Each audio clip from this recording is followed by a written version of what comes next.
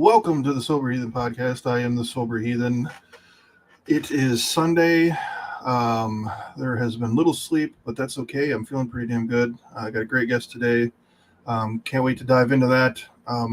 Got some new things rolling around in the mind. I want to talk about that on X and Facebook. There'll be some posts so you can get some interest in adding some paranormal to the podcast. But anyway, that's for another day. This morning we have Amir. Welcome, Amir, to the Sober Heathen podcast, my friend. Thank you so much. I love that intro. Gotta give it to you. That was awesome. Man, the jam. I found the jam online. It's kind of one of those where you don't have to pay for it. Open source, whatever. Yeah. And I love it. I wish I could find how to take control of that sucker, but whatever.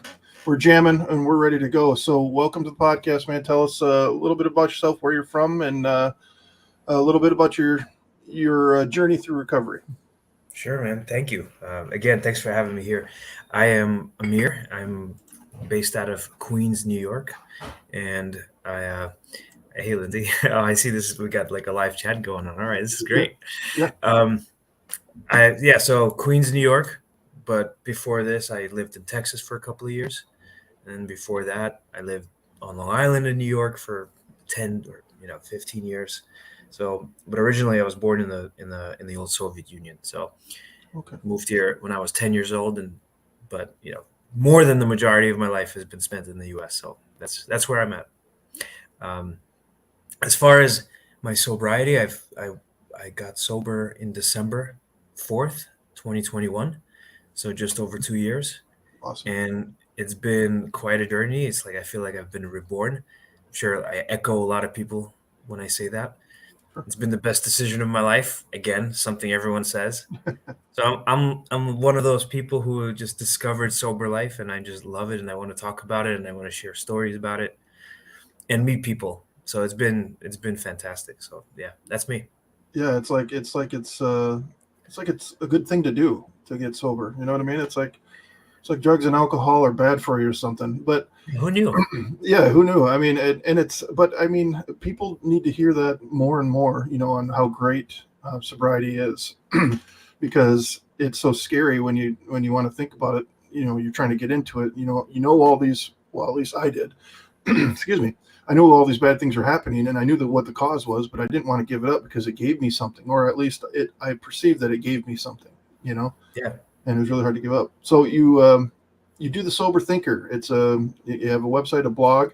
Talk a little bit about that. What's the Sober Thinker? So maybe I could take a couple of steps back because we talk about the editing your video. It was interesting because that's a topic I could talk about for a long time, because for many years I was into music and editing videos and making movies and all that stuff. And that was actually a big part of my life, because outside of my real job, which was I work in sales and into technology kind of stuff. Outside of that, my hobby was doing music and recording sessions and sound engineering and all kinds of things like that. But the problem for me was that I was also doing a lot of drinking when I was doing that. So I'm just sitting there and just pounding away bottles while I'm editing. And it was an isolating experience, and it was very bad for my health, obviously. So I gave it up when I gave up drinking. I gave up that hobby. And then I was like realizing how bored I was, because I didn't have any other hobby. And I had all this time from sobriety. So I would be reading a lot. I would just try to get, active at the gym, spending time with the kids, finding ways to fill my time. And then somebody just reminded me that maybe it's time for a good hobby again. So I was a little bit worried about what I was going to do. And I just thought, you know what, maybe I'll get into writing. And I started to put together an outline for a book. When the whole AI hype came out, everyone started freaking out, thinking, oh, all right, now I'm going to write books and this and that. I'm like, okay, let me see this thing. So I looked into AI, and I thought maybe I'd start a book. After about 3 days of writing, I said to myself, who's going to read this book if nobody even knows me? So why don't I just start sending out maybe short newsletters about the book? So that's how it started. And then Put out a couple of letters. People started to like it, started to grow in my subscription base, started to meet people. Got on X, discovered this huge community, Oh, yeah. the recovery posse, all these people, all these like sober celebrities. Everyone's got Yeah. like the sober heathen, you got the sober dad, you got the sober thinker, you got like all these people. They're like superheroes. And I'm really just enjoying the way, So that's It's crazy how we can, and I can only assume that you loved the editing and the music and the things that you were doing before. That's why it was your hobby. It's amazing how we can let this, even from the little things, from hobbies, obviously it infiltrates and affects our families too. I coached baseball and basketball for 13 years after I graduated, and I didn't pursue sports outside of that. And I would cancel practices because I was hungover. I would do those type of things, and you talked about the bottles, man, and it's like I was a safety guy inside a Dow Chemical, and I think a lot of people know the name Dow. Well, their big plant in Midland, Michigan. I worked there. I got to the point in my drinking where it was a game to drink on the job and hide it in trash cans all throughout the plant. And so it's kind of amazing. You know what I mean? That's hilarious. I look back at it, I have to laugh at it now. Absolutely. Yeah. You don't work with them anymore, do you? Hell no. No, I never want to do safety again. That's a rough job. But it's funny. I had to lead the charge to find out who's leaving these bottles all over the place. I was one of the guys that had to investigate that. But anyway, back to Amir, man. So what led you to say, you know what, enough is enough? What was that point? We were kind of talking about that in a chat I was in earlier this morning. That bottom. What kind of made you make that decision to say, okay, I'm changing? Yeah. So I think, like many people, I've tried to quit many times. Mhm. And it's not like that was the first time. But I think it was a combination of things, just everything in life coming to that one point. You find yourself at this bottomless pit. I call it the abyss. It's from that book, A Journey of a Thousand, Hero with a Thousand Faces. Great book. It was just like my age. My kids were at a certain age. And I was just realizing that the life that I envisioned for myself did not match the reality that I was living. Yeah. Like, I thought I was going to be this great dad and this great husband with this, with this nice house and like this career, and I've achieved all these things and I had so much money saved and this and that. And then I realized, like, instead I'm spending all this time in bars and strip clubs, wasting money and like just burning myself out every night, barely waking up in the morning and then rushing to work again. Just realized I was just going in the wrong direction. I wasn't spending enough time with the kids or at home or fixing the things that needed to be fixed at home. And I think one morning I woke up with like a huge receipt from the night before, and I'm like thinking about my kids' college. I was like, what the hell am I doing? Yeah. And I was smoking a lot too, so I felt pain. And like the hangover, it was just all of this stuff at the same time. And I woke up and I just, you know what, I'm done. But what made it happen actually is it was December, and dry January was right around the corner. And that's something I was doing for like 4 years already. So I think I'm grateful that I've gotten into this habit of, abstaining from alcohol for a month or two at the beginning of the year. And this time it was December 4th. I was like, you know what? I'm going to start early. And I don't think I'm ever going to drink again. So that was the moment. That was like the moment where I realized that I was going to take it seriously. But then the hard work began. Sure. So you made the choice to do it. And I think that's so important for so many people to hear, that, you'd done this investigation into what was going on. You had this perception of what you wanted to be, or dream of who and what you wanted to be. And that changed you took the ship in a different direction when you made those observations. I think it's so important that can happen. And because I hear so many different people saying, nope, that's not possible. Well, this is a great case of that being possible. You're just reflecting, observing, and putting in a plan. So 2 years into it now, that perception of who you wanted to be, the great dad and whatever, where are you at on that? Do you think you're there, or how did that goal, you're always moving toward it, but I mean, do you feel like you're getting there or there? Yeah, the other day I just kind of slowed down and I looked back and I said, "Wow, I'm actually happy right now. I'm finally doing what I Yeah. aim to do. I'm not perfect, right? It's still like you said, it's a work in progress. But I look back and I've recovered the losses and I've built so much more on top of it through sobriety. You know, so yeah, Yeah. Yeah. And it's important again to everybody needs to understand that this progress happens quicker and shorter for certain people. The financial thing for me isn't there yet, where I'm at in my recovery, but the internal riches, I guess, if I want to call it, or internal wealth is far more than what I had, these 15, 16 months ago, however long it's been now for me. yeah. And it, I think you just said the key point, the internal riches. yeah, Uh, I may not be where I expected to be financially when I was a teenager, watching music videos of private jets and Lamborghinis. But I I do much more value the other riches, such as I have my kids, you know, yeah, I have my wife, I have a roof over my head, I wake up to a warm house, I have I have a job, I have internet, I get to meet people like you, I get to live and be in control of my emotions and my actions. This is more than I've ever had for yeah, most of my life. yeah. It's incredible. I mean, we're talking from Michigan to New York right now about recovery, and from Australia to England, Canada.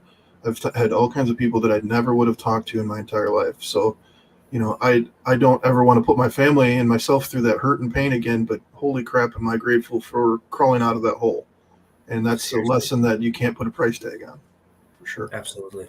Especially when you meet so many people who are still trying to find that way, Yeah, who are struggling and just can't seem to get that energy enough to get themselves out of that hole. yeah, And I have a lot of friends like that who ask me how I'm doing this, and a lot of them subscribe to my newsletter, yeah, but I know they drink. And they call me sometimes and they tell me, look, I tried, I'm drinking, this is hard. How do you do it? And I don't always have an answer for them. yeah, And I also know that no matter what I tell them, it's not going to matter until they're ready to take action. yeah, yeah. And I So, think saying I don't know earns trust, yeah, because when you go to somebody that always has an answer for everything, that to me, like, it's powerful to say I don't know. And one thing I don't think that, especially the recent guests like yourself, when you guys come on and you share your stories, and I work in an outpatient facility where I do a lot of intakes and I'm a recovery coach there. When I hear something on your guys' story, I can direct them to say, hey, go check out this website that this person does. Hey, I just had a guy on my podcast, or I just had this woman on my podcast that said this or that. And then they can go and they can hear it from somebody else. Because I know for me, and I don't know if you have any experience in going into any kind of treatment, but when I went in there, I just felt like it was the same lines and song and dance that everybody was saying. And, well, I'm just going in here and these people are going to tell me the same thing that the last people told me. And it's completely pointless. But when they can hear real people living it like yourself, I think that really can change things. 100%. You see, I never even thought about um, some of the things that I write about today, and the reason for that is because I've been always this cocky person, and not cocky in a negative sense, but I was just young and ambitious and wanted to be successful and wanted to have fun. So I always kind of went out and I took chances and I tried things, exposed myself to new things, and I kind of felt unstoppable and it helped me with my career. It helped me with friends and meeting my wife, and that was all great.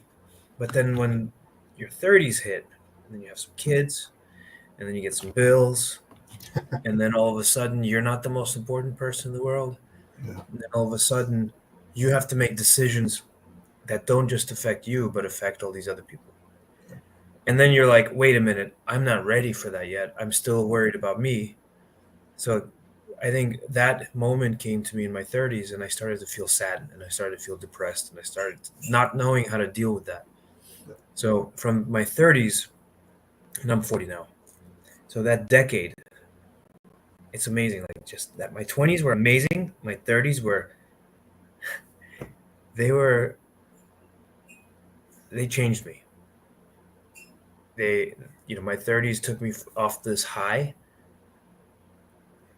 to new highs in many ways, Sure. but to like some of the lowest lows.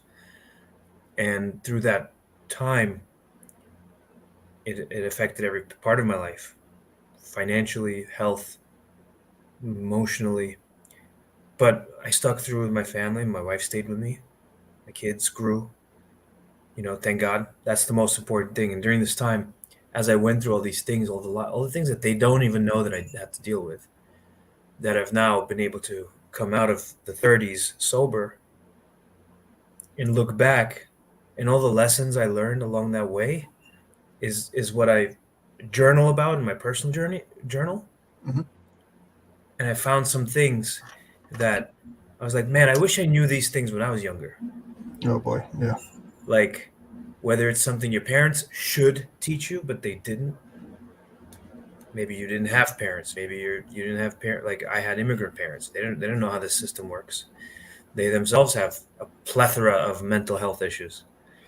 So all these things that I wish I knew, I've discovered through reading, through listening to podcasts, through reading books and like talking to people.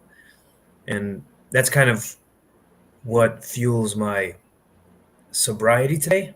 It keeps me focused, and it's part of my meditation, which is all those lessons and all those affirmations that came along the way. Yeah, you talk about a journal. I have like 3 of them going right now for different reasons. And well, I don't want to make it sound like I'm writing all 3 every single day, but I have one for the podcast for, just to look back and reflect and try to,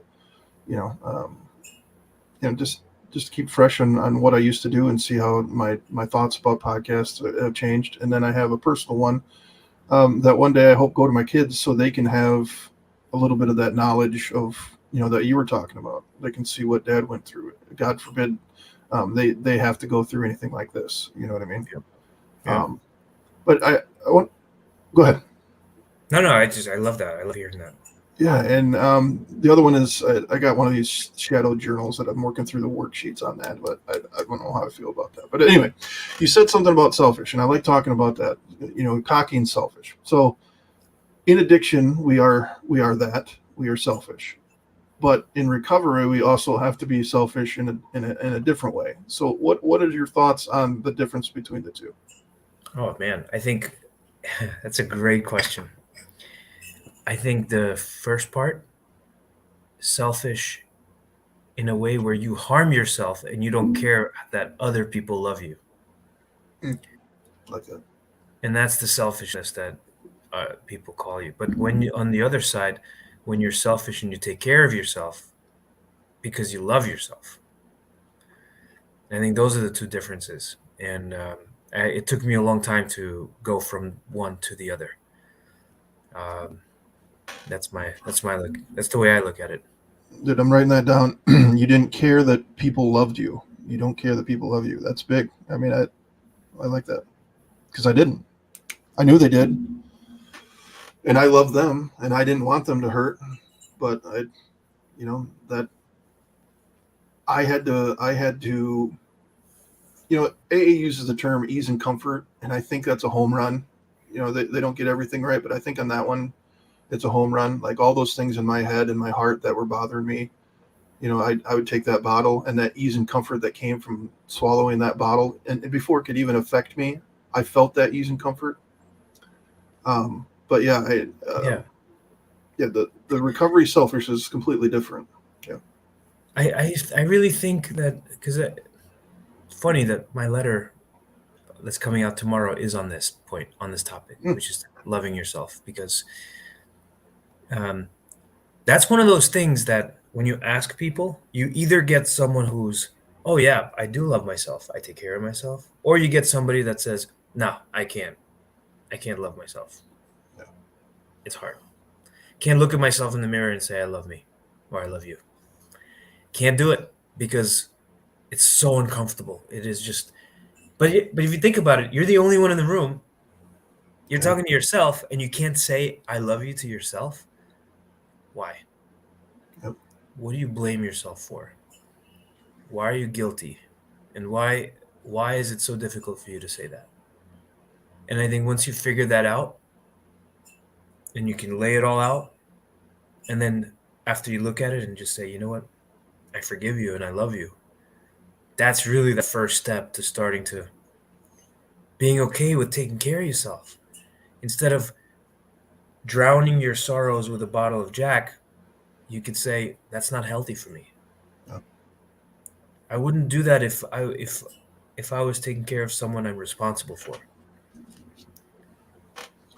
And that's a big part of what I had to go through, and I think that's a big part of what most of us have to go through. I think a great test to see how you feel about yourself is to do exactly that. I did that in treatment, trying to say 3 nice things to myself 3 times a day, morning, noon, and night.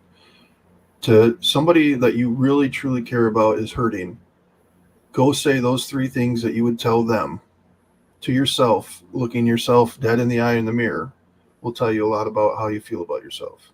Because I know when I was really beginning to forgive myself and I would do those affirmations in the mirror, man, I would cry like a baby. Yep.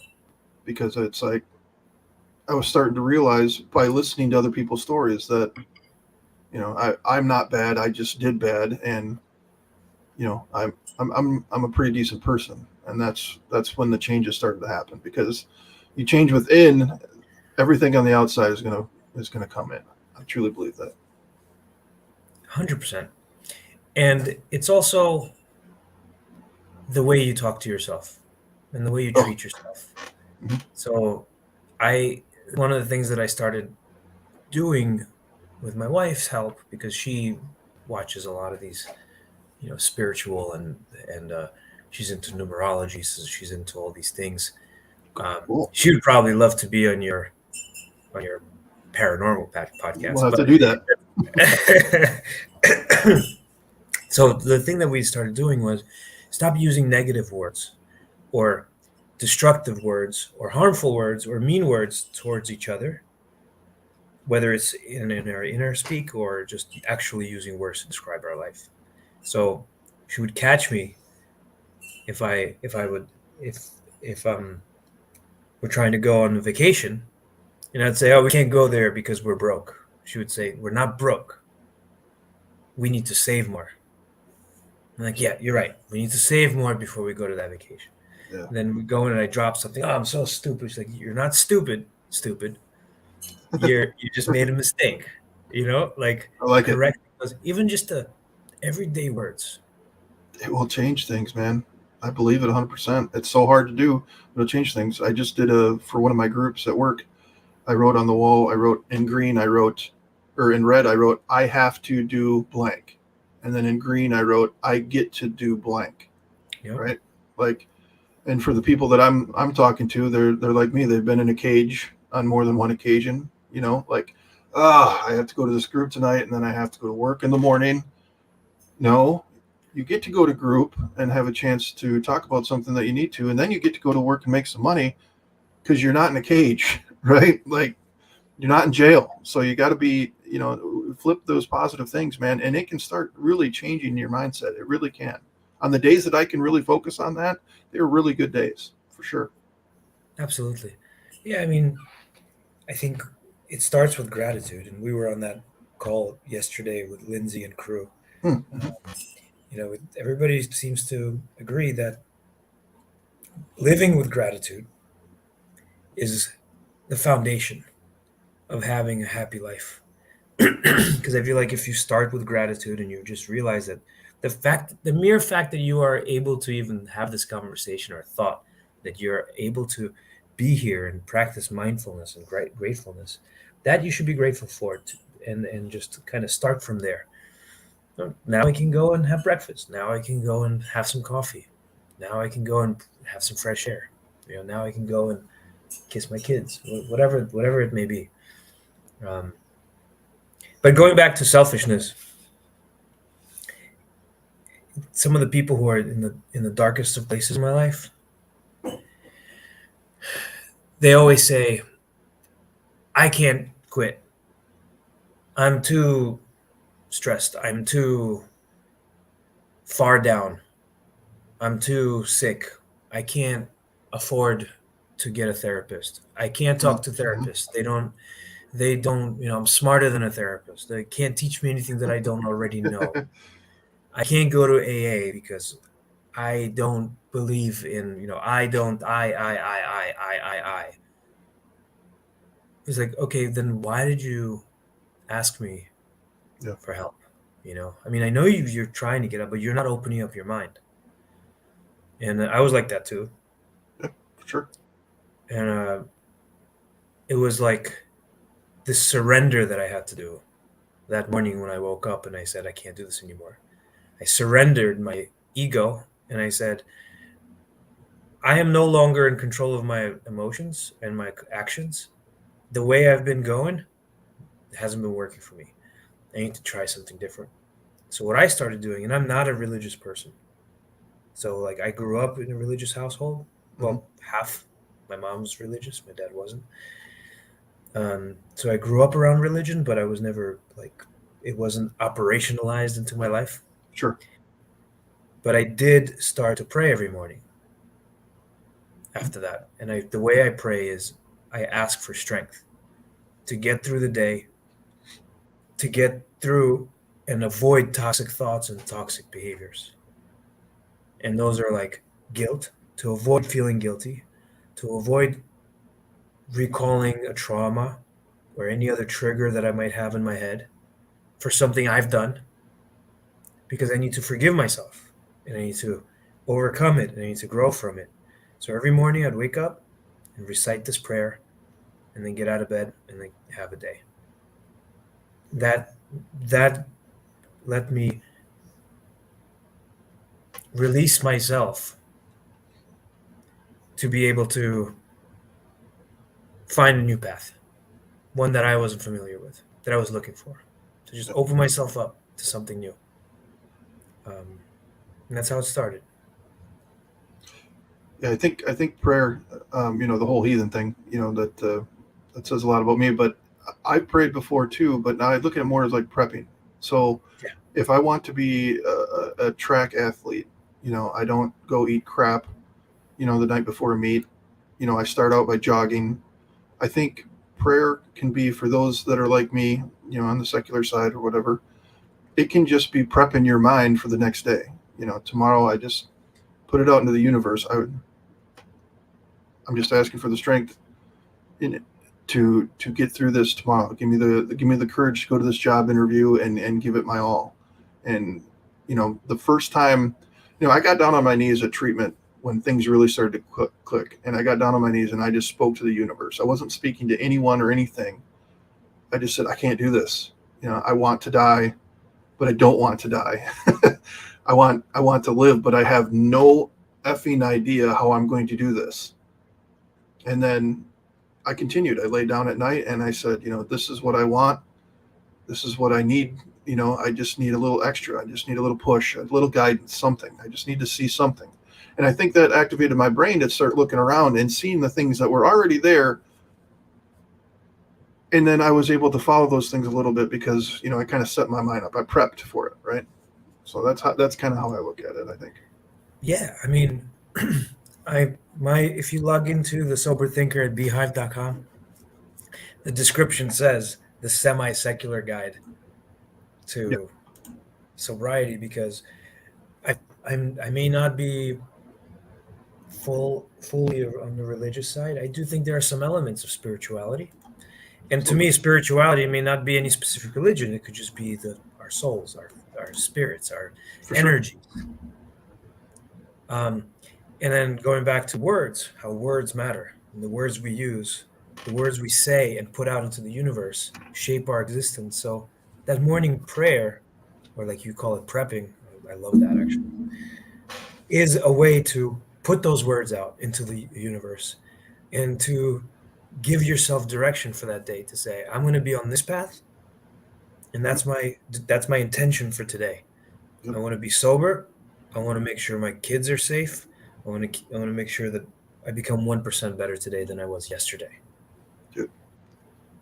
1% is a win. I mean, heading north is heading north. Heading, you know what I mean? I really hope people can hear that and understand that, because it's really hard to see, because evidence would suggest that people in addiction are impatient and they want things now.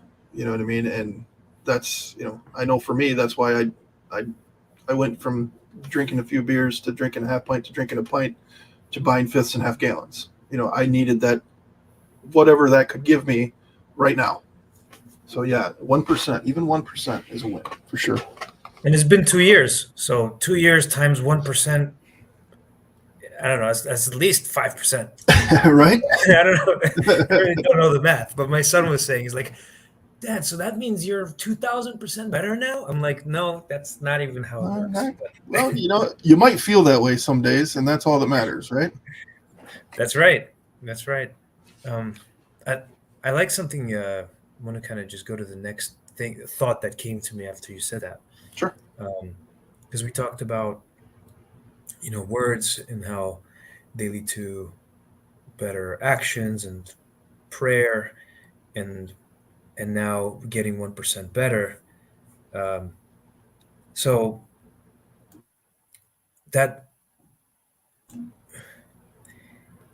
actually lost my thought. That's hilarious. I was just so excited about this conversation. It'll come to me back, but yeah. Yeah. Well, I don't know how to try to bring it back, but so your site is on the beehive.com. So make sure if you're not watching on the video and see the scrolly deal on the bottom, go to beehive.com and look for the Sober Thinker. I can actually Google it and see if you pop up that way too.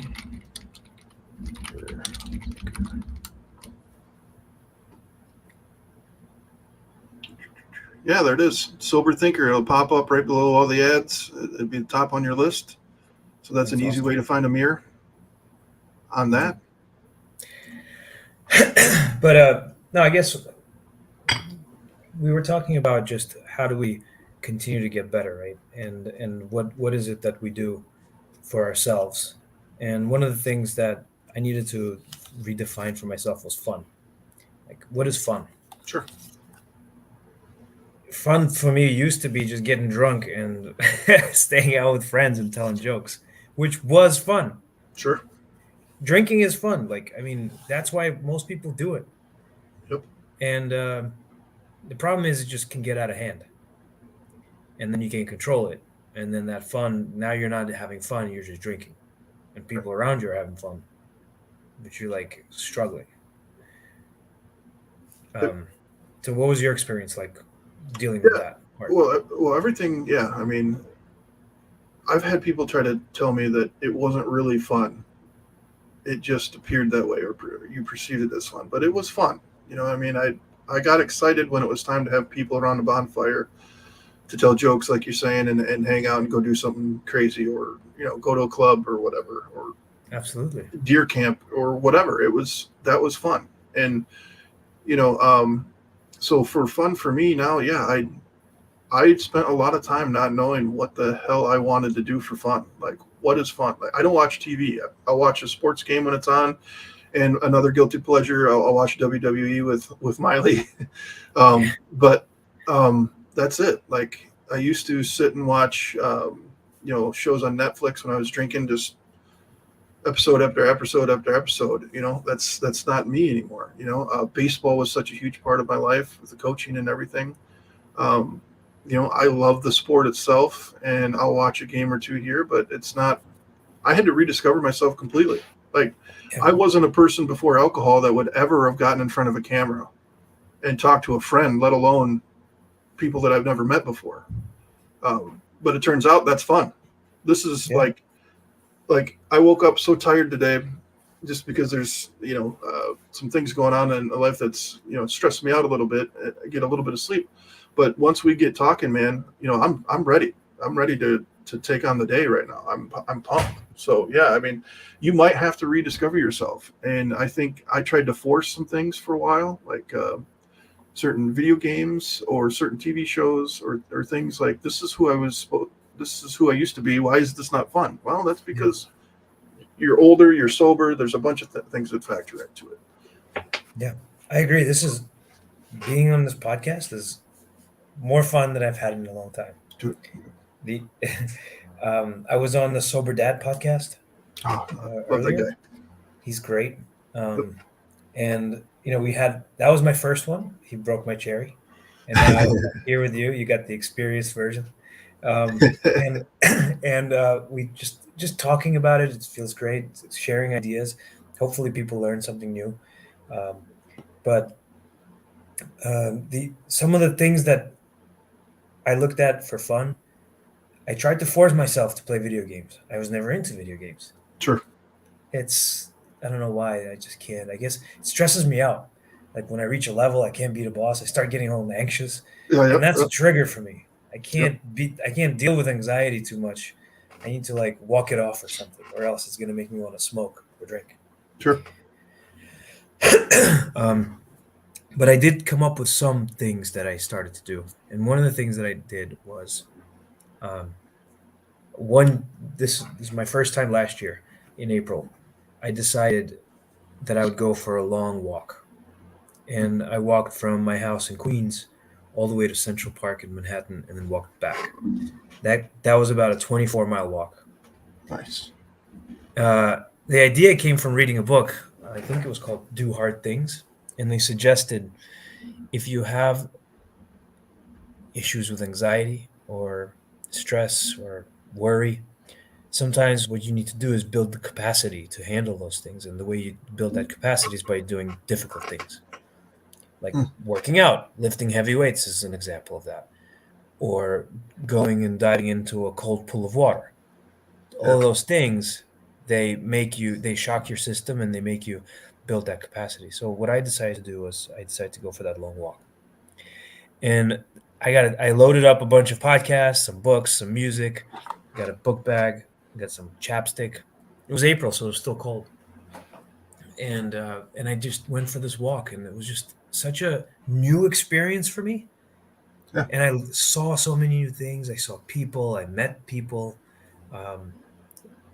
Walking from Queens to Manhattan, I must have seen, talk about religion, must have seen 20 different types of churches, mosques, synagogues, different types of like sects of Christianity, like you name it. There's like all these different things. It was just so interesting to take pictures and walk. And then when I got to the city, I took a nap. Then I went to get a foot rub, and then I walked all the way back. Nice. And then I felt such a sense of satisfaction. And I saw all these new things. And the next day I was excited. I was like, kids, I found this park. I found this ferry. I found this store. We should go back. And my feet hurt so bad. But I still went out the next day and took them back to all those places that I saw. Awesome. And that's not something I would consider as fun when I was drinking. Yeah. Wouldn't have done that. Yeah, it's so important, man. And the bucket list, Central Park is on my bucket list. I don't know why, but it's always in movies and talked about in movies. I want to see it. I want to go to New York. I want to see New York so bad. But yeah, like I never read books before I got sober. Now I read all kinds of recovery books. Like I'm not like an avid reader, but I've read way more books in these since September 11th of 2022 than I read all combined before that. And it's just, and it's something, and you feel a sense of completion, a sense of achievement, putting that book down. I didn't get that. I didn't understand that before. But when you read a book, I like to go through and I highlight, and I got sticky notes on this thing. Yeah. And I look at that thing like, You're an analytical type. yeah, I'm like, man, I like this. This is good, you know. And the video game thing has changed for me too. I used to like to play alone. Now I don't really like to do it unless my buddies are willing to hop on, you know. So everything can change. You just got to be willing to explore, and sometimes just be willing not to force it. Yeah, that's true. And sometimes you don't need a huge event to have fun. Sometimes it's something small, like Yeah, playing a board game, or playing cards with somebody, or even just having a normal conversation with someone. yeah, That's been interesting. I have a friend who I used to drink with a lot, and I still stay in touch with him. The last couple of times we hung out, I go to the bar, same bar that we would go to. I know you're not supposed to do that, but I did it anyway. I ordered myself a Heineken 00, or a seltzer, or a Red Bull. Sometimes if I'm really feeling crazy, I'll get a Red Bull. Um, and and we just have this really nice conversation. It's just nice talking to him. Problem is, as the time goes on, he gets drunker and drunker, yeah, and I'm just watching, and I'm realizing that okay, it's time to go for me because yeah. this conversation is not going well anymore. And I feel bad because I really enjoy my conversations with him, but um, he's not on the same path yet. So that's been interesting. Yeah. Well, I mean, that's a lot of strength being showed there to be able to say, all right, well, I got to go. Those are boundaries. You can talk about those all day long. It's your preference, to go into a bar or not. I can go into a bar and not have a problem. You know what I mean? Like, because I know I can't. Even if I snuck one, it would only be one. So what's the point? You know what I mean? Like, Mm-hmm. that wasn't my go-to. You know what I mean? So Yeah. it just shows a lot of strength, man, for sure. Thanks. I haven't been going back there because it hasn't been as fun anymore. Yeah, And I know the smaller towns around here, the bars smell funny, and it's I don't know what I found fun in it. You know what I mean? Like when other than going in there now and having a good bar burger, some greasy yeah, fries, yeah, I'm like, man, it's just how did I spend so many hours in this thing, so many hmm thousands of dollars in there? yeah. How do you deal with your friends now that you're sober? I mean, do you have any friends that won't hang out with you? I mean, I'm sure everybody still wants to hang out with you or not, but like, Uh, how's that been? yeah, no, I'm lucky. Nobody important has left my, or nobody that's important has left my life. Good. My good friends, I was the problem among my friends. They might get drunk a few times a year if they do that. I was the problem drinker, and so I'm fortunate to have them still around. So yeah, I dodged that bullet completely. And the people that aren't around anymore that were more of the heavy drinkers, it's like I don't really miss that. I mean, Yeah. I'd love to know how they're doing and chat sometime, but yeah, I'm really fortunate, and I know that's not the case for a lot of people, but I'm that's another blessing for me. That's a huge blessing. Yeah. So and I bet they love you even more now that you're sober because you're Dude, they like, listen to my podcast, and yeah, I'm you know, they're like, oh yeah, I'm like, yeah. So I did this podcast. You're like, I know, I listened to it. I'm like, son of a bitch, thank you, man. yeah. That means a lot to me. Why didn't you leave me a comment then or send me an email? Yeah, yeah. Well, did you like and subscribe? Come on, gotta help the Yeah. algorithm here. That's right. I get that with the newsletter too. It's like, oh, so I just wrote about it. Yeah, I read it. It was good. I'm like, oh, thank you. That's great. Yeah, so make sure to find the Sober Thinker on Beehive, and there's some good articles on there. I've only made it to I think 3 of them, but they're really good. So make sure to check that out. It's worth the read. Amir's got some good stuff on there. What else you got going on, man? Anything else that you'd like to talk about? Are you Going writing a back. book? Did you say? Well, what I'm gonna do is I'm gonna take all the letters. I'm gonna write 52 letters, one for every week the year, Okay. Okay. and I'm gonna put them all together into one book, and I'm gonna call it something like "Letters from the Sober Thinker," and how to handle 52 life's triggers. Awesome. And that's what it's about. Because they're like one of them is about money, one of them is about sacrifice, one of them is about um, time and family. So there'll be one for something for everyone, I think. That's great. Those daily reading type, like daily reading for like a daily letter thing, those are huge for me. It seems stacked up over there in the corner. I got a bunch of those. So that's Oh awesome. I'm yeah, looking forward to that, man. definitely. Yeah, I mean, journaling has been really helpful for me, and sounds like you're into that too. Yeah. So I'm gonna do like a little reflection and some journaling and put it out there, and then we'll see where that goes. We'll see where that takes us. Yeah. Yeah. And to touch on journaling one more time and get your take on that too. I know that when I've suggested it, they're like, yeah, but what if somebody finds it? Write it down and burn it. You know what I mean? You don't have to keep it. I went crazy in my last. I learned the Elder Futhark rings from the Norse mythology, or runes, not rings, runes, and what letters they represent in English. And so I write in Futhark. So there's not going to be many people that could decipher that quickly enough to read through my crap. So I let it all out, and that is so therapeutic. So that's what I'm saying. Like, do a video diary and delete it or something. Just getting it out on paper, you wouldn't believe how much that helps. So, all right, let's talk about this. I'm at this weird place that I've written 10 letters, and I find myself feeling like I've purged all this stuff from my head, and I feel light, and I feel amazing that all these complex ideas, I've been able to put them together and put them into my website. And now it's almost like I'm running out of fuel. I feel like I'm running out of fuel because I've put all these things together that I've been using as steps through my recovery, and I'm at this point where I'm facing this new possibilities of creating new things, and it's exciting. But going back to what you're saying, when you put stuff on paper, it relieves you. Yeah. It makes you, it breaks you free. Like our thoughts hold us down unless we let them out. Absolutely. I'll tell you what, that made me think of something.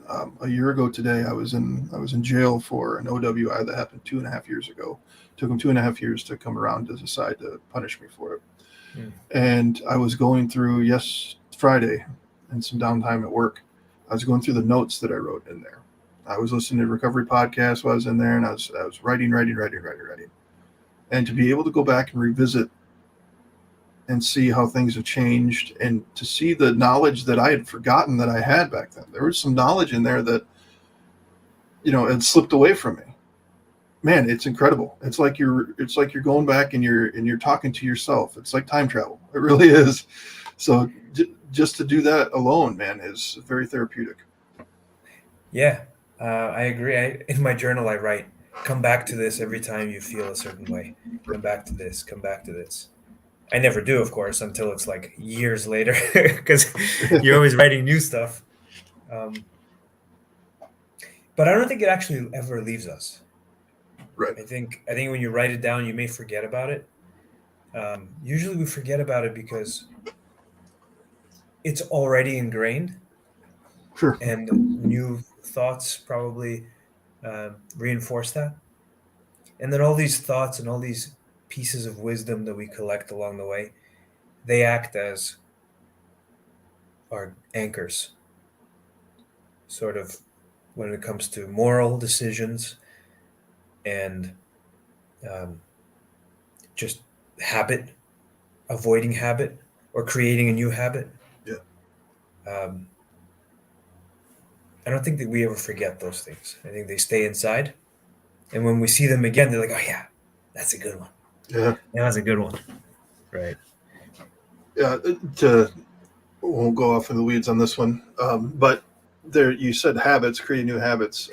J.J. McCarthy, the quarterback for the University of Michigan, they were talking about how will brush his teeth with the opposite hand from time to time, just so he's not in that habit. You're going to brush your teeth, or you're walking or driving somewhere, and you get there and like, man, I don't remember doing that. So mix it up a little bit, like create new things, new habits. So he's in there brushing his teeth with his left hand. I still got to try that. I don't know how that would feel. You know what I mean? Yeah, new habits, man. That's everything. Have you created any new habits?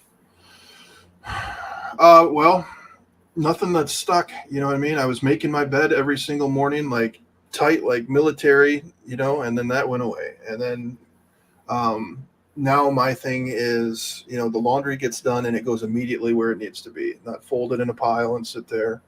I do my best to do that. Um, I try to clean the space, once a day. So yeah, I mean, those are things that I never used to do before. But Mhm. for me, it's a struggle. It's a struggle to stay consistent. I'm a work in progress, man. Yeah, no, I get it. Same thing. That's why I do the morning affirmations. That the direction. I usually throw it in there, whatever I want to build or whatever I want to focus on or remind myself on. I put that in there. So that's been my biggest habit is that morning affirmation. Um, and I remembered what I forgot earlier. Awesome. Maybe save it for the end. It's like perfect. Yeah. You talked about how we always want to see results now. Mhm. I think that when I was down into my addictions, I was always in this mode of go, go, go. It's like this high speed, high, like quick, um, just immediate satisfaction, immediate gratification. Always about moving. I couldn't sit still. If I was drinking somewhere, I was at a bar, I was just walking around, I was always looking, I was trying to go somewhere. Let's go have another drink. Let's go here. Let's go do this. Let's go do that. Never having the patience. It was hard to meditate. It was hard to sit still. It was hard to sleep. And when I, on the other side of it, now that I'm sober, I feel much, much more calmness and stillness and just kind of everything.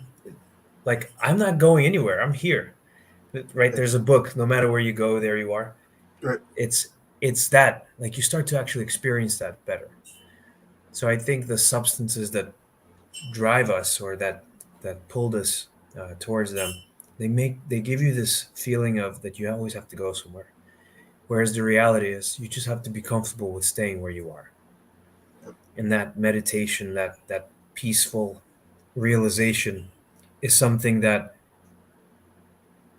first of all, I feel like it feels great. It grounds you, it makes you feel good.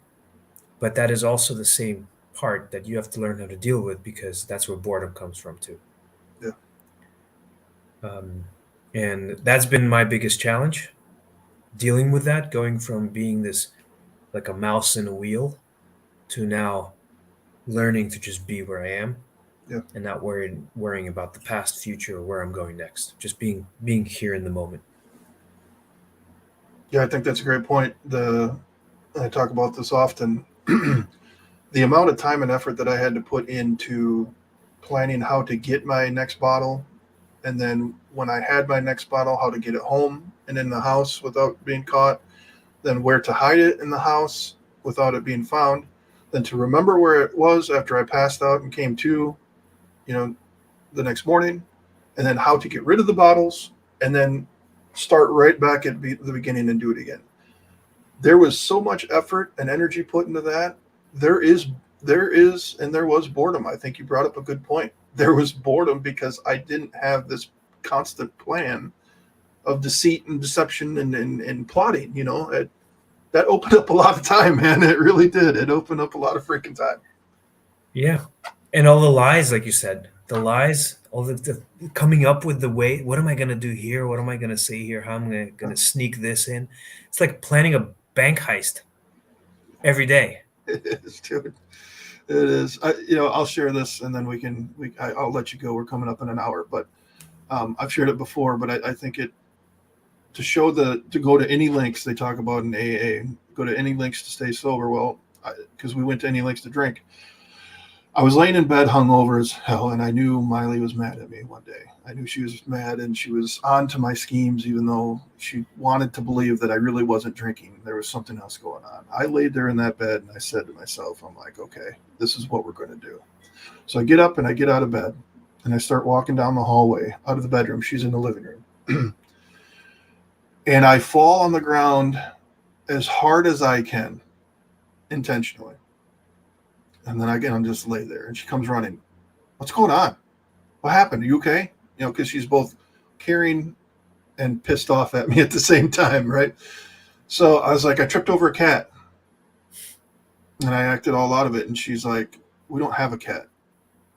And so, long story short, I created this entire like mental thing that was going on in my head and went and got a bunch of tests, dude. How insane is that? You know what I mean? Like, that is just absolutely insane to pay, you know, how much money for medical bills, you know, to go get tested for something that wasn't real just to protect the drink, dude. That's what this thing can do to people. And it takes equal and opposite other things to get rid of it. Yeah. And I think that's an example of how far it can go. Yeah. And if you don't stop it, you're only fooling yourself, because I have a friend who's got young kids, and it reminds me of when I was a kid, because my mom is an alcoholic and she's always had this difficulty. She would binge drink, so she's got her own thing. But this friend's son, he is onto her. When she doesn't drink, obviously it's great, but if she has one beer, she goes, he notices it in my eyes. Yeah. You can sense the tiniest little drop of alcohol in the person you love. Sure. So I guess the message that I would love to just let everyone know, that I think everybody already does know, that you can't fool anyone. You're only fooling yourself. Yep. You think you're so smart. Oh, what's that smell? Oh, I just Listerine. That's not Listerine. There's no cat. There's no cat. There's no cat. Oh, yeah. Shit. All right. Well, this was great, Amir, man. Thanks so much for coming on. We'll have to do it again soon. Again, make sure to check out the Sober Thinker. If you just Google it, he pops right up. It's on Beehive. Some great articles on there to read. I can verify that for sure for free, but there's a lot more on there, and I'm sure they're all great too. Thanks again, man. They come out every Monday morning at 7:30. If you subscribe with your email address, they'll come to your inbox. You can reply to me. I'll stay in touch. I reply back. It's just a community to keep this conversation going. And I appreciate you, Sober Heathen. Yeah. All right. Sober Thinker, man. And yeah, he is active in the comments. I was reading some of those too. Those are good too. Those are always good to get involved in that. So make sure to check it out. And thanks again, man. Hopefully we can do this again soon. Absolutely. I'm looking forward to it. All right, man. Have a beautiful day. You too. Bye-bye. Bye-bye.